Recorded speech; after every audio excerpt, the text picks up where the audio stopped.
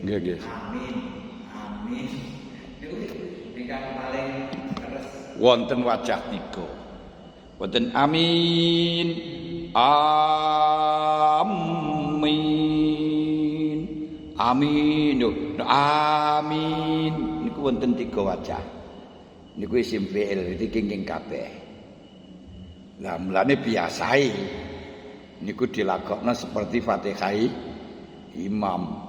Waladzallin. Kesalahan iki to. Langsung amin padahal mesti aturane niku kongkon nafas dhisik. Biqadri subhanallah kon nafas dhisik. Jadi ketika imam waladzallin menengo imam, makmumu yo meneng. Terus amine iso bareng. Amin. Nah, niki yo wangil ditandani. Lah kenapa sudah sering saya sampaikan sulitnya dandani niki mergo kita sudah bisa sholat sebelum tahu ilmunya. Sudah kulino sholat sebelum tahu ilmunya. Wis turun temurun kaya ngoten niku.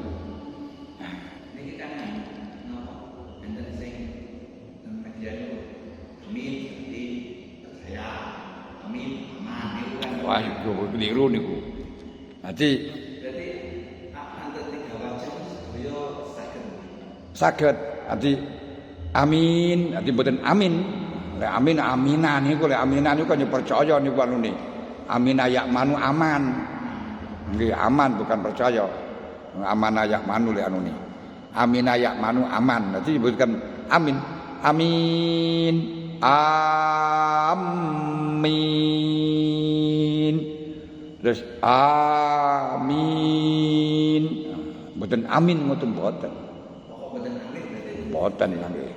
Niku 3 wajah. Niku sampeyan tingali ten Kasifatu Sajah Sarah Sulam Sabinah niku wonten niku.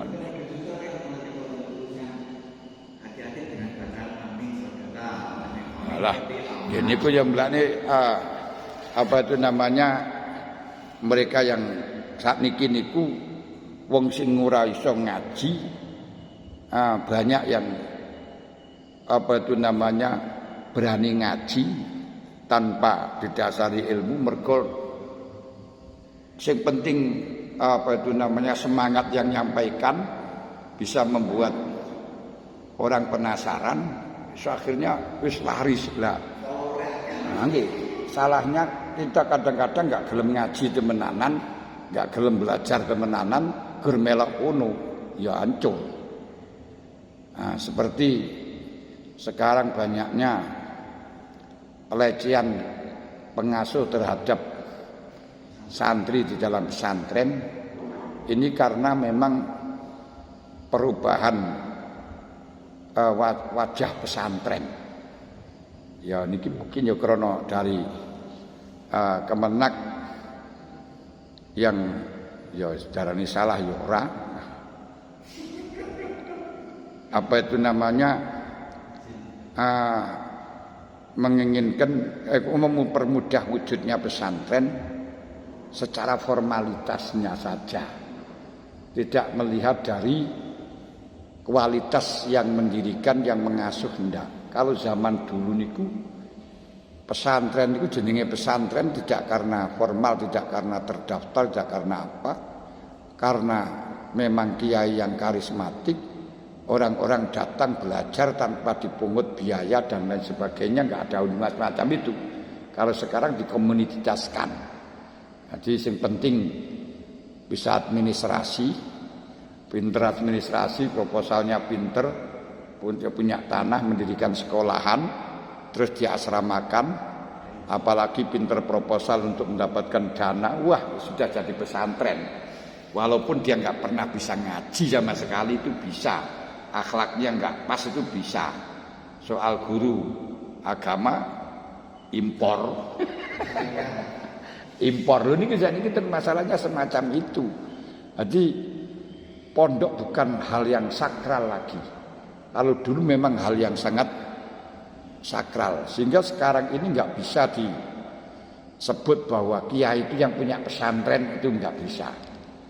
Kalau dulu yang punya pesantren itu kiai, kalau sekarang enggak. Nanti orang punya pesantren belum tentu kiai, kiai tidak harus punya pesantren. Karena sekarang itu pesantren bisa diwujudkan dengan hanya semacam itu saja, betul loh. Kok duwe santri 500 karo malang-krik wis cukup gak usah nyambut gawe.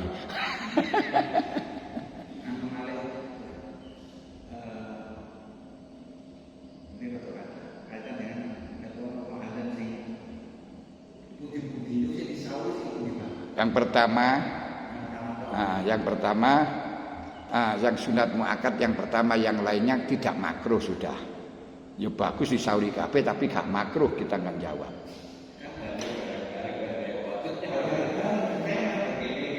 Nah, makanya itu yang pertama kali. Yang pertama nggih. Setiap layu sanu pun apa terjemahane ukron. Napa? Layu sanu tidak disunahkan. Nggih. Kebiasaannya layu sanu niku ketika layu sanu nanti mukabilnya makruh. Kalau yusanu mukabilnya niku khilaful aula. Iku biasa nih. Tak mesti. Itu kebiasaan di dalam kaidah aghlabiyah ngoten niku. Terus iki panggungan kaitan kalian satu hijab ini. Apa? Satu hijab ini. Nggih. Itu kan ketika kita membaca media sosial itu kan banyak orang yang tidak paham dengan salah, akhirnya nolong menteri dan seterusnya. Ya niku nggih. Nggih, ironisnya sekarang ini dan banyaknya orang goblok bisa berbicara di media sosial semacam itu. Jadi sini dengan Mekah itu tidak satu matlak, tidak satu wilayah. Dan waktunya tidak sama. Jelas matlaknya berbeda 4 jam, berarti tidak satu matlak, tidak satu wilayah. Dan ketika tanggal itu bisa dilihat di timur, idza ru'ya fi syarqi yalzamu al-ghurbiyah. Ketika di timur bisa dilihat semuanya barat harus ikut. Kenapa? Karena ya anna lail yadkhulu qablu. Malam itu dari timur.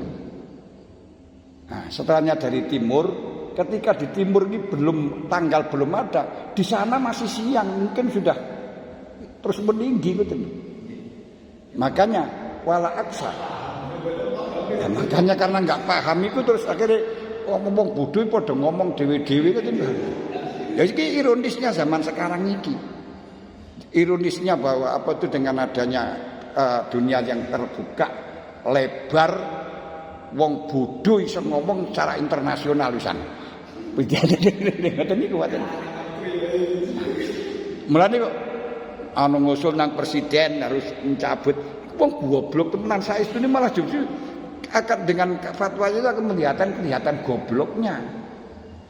Nah, jadi kalau ru'yat tanggal itu dilihat di timur, di barat itu enggak akan harus ikut. Karena apa? Kalau di timur kelihatan, di barat lebih besar. Tapi kalau di timur enggak kelihatan, di barat masih mungkin kelihatan. Nah, ini. Kemudian di dalam Indonesia kemarin itu belum ada 2 derajat untuk dari timur. Ada 2 derajat lebih sedikit yang sudah di Aceh.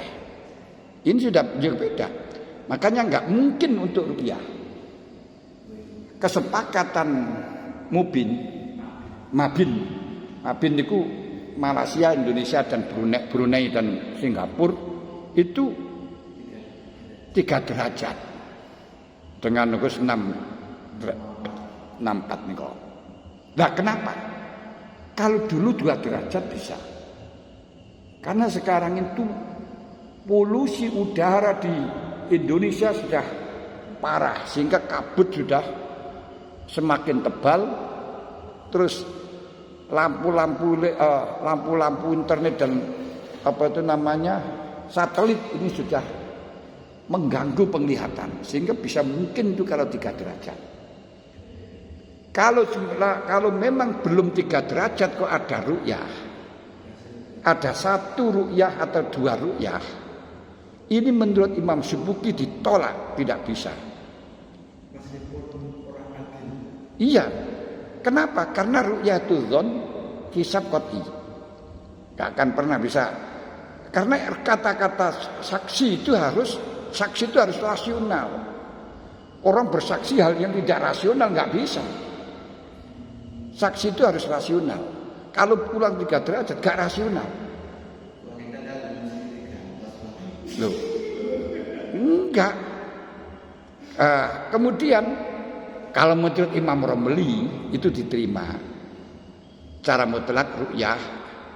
Alasannya bukan masalah dzoni dan qat'i, alasannya karena Rasulullah hanya mengatakan sumul ru'yati wa afdalur ru'yati wa ana nabiyyun ummiyun la aksubu. Saya enggak bisa ngitung ini. Yang tengah-tengah Ibnu Hajar. Kalau di situ kisahnya qat'i, sepakat semuanya.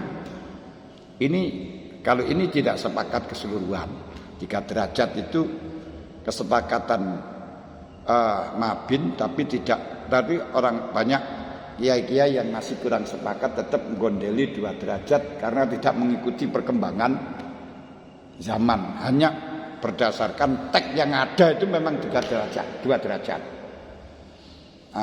Tidak mengikuti perkembangan zaman semakin sekarang ini. Kalau di situ sepakat ahli hisab tidak bisa diterima kecuali kalau ru'yahnya itu mutawatir. Banyak orang yang lihat, banyak orang yang ke sana-sana, tidak mungkin bohong. Lalu baru bisa diterima. Berarti syaratnya hanya 1 atau 2 nggak bisa diterima. Makanya kalau kemarin misalnya ada ru'yah nggak diterima, aku wajar. Kalau diterima Imam Subki langsung tolak, karena Imam Subki gondelan hisabnya itu sangat kuat sekali.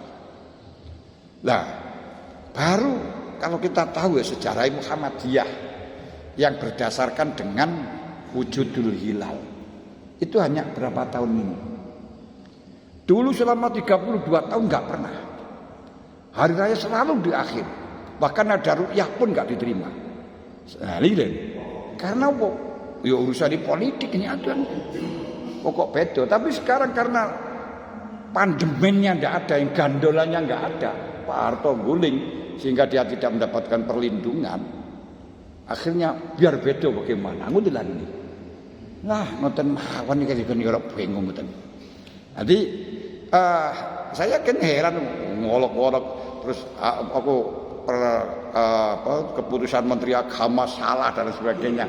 Ya itu masalahnya orang yang nggak ngerti, orang yang bodoh itu menunjukkan kebodohan.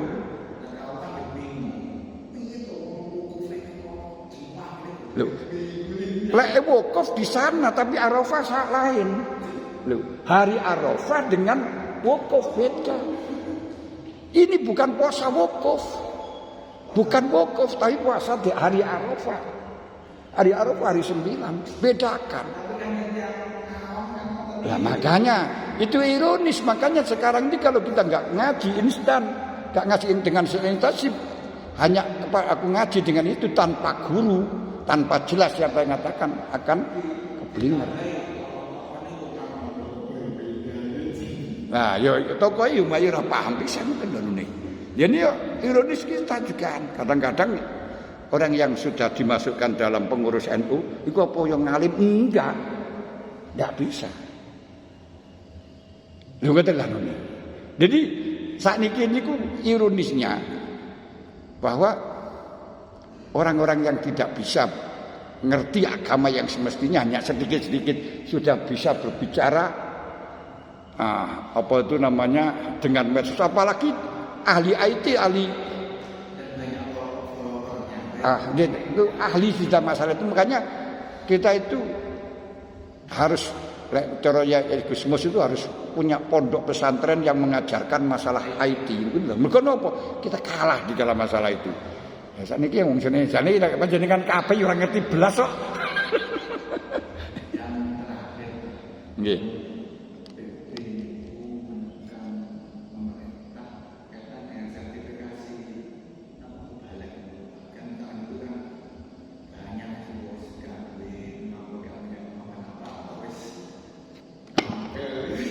Nah, mulane teng riku.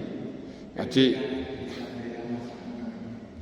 memang masalah sertifikasi itu hal yang sangat sulit. Kalau disertifikasi